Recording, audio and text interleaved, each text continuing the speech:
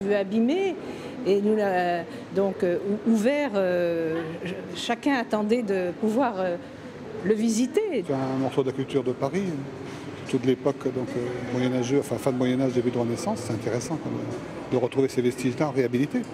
Classé monument historique, ce bâtiment accueille une brasserie, mais pas seulement. Il y a aussi cet atelier de création pour les enfants. Ici, on joue la carte du mélange des genres et des gens. On a fait très attention dans notre offre à avoir quelque chose pour tout le monde. Voilà, ça peut être des sandwichs très simples à quelques euros, ça peut être un grand dîner magnifique. C'est peut-être un petit peu naïf comme ambition, mais je veux vraiment que ça reflète le 19e et non pas simplement une clientèle bobo. Une nouvelle vie donc pour la Rotonde et une nouvelle étape dans la transformation de ce quartier.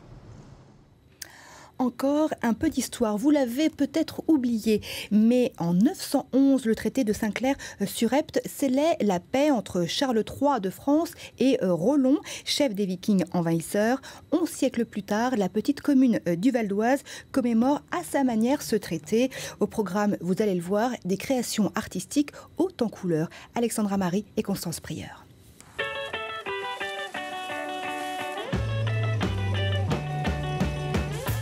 Ceci est une installation d'art contemporain. C'est l'art vivant. L'art actuel, c'est l'art vivant. Une énigme visuelle au beau milieu des champs du Vexin. C'est pour égayer le paysage. Et puis l'agriculture, il faut la voir de loin, de près.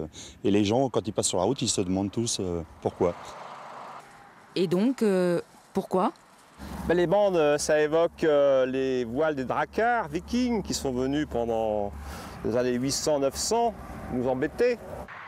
Ces couleurs rappellent donc celles des dracars vikings, car c'est exactement il y a 1100 ans, dans ce village, que les envahisseurs du Nord ont signé la paix avec les Normands.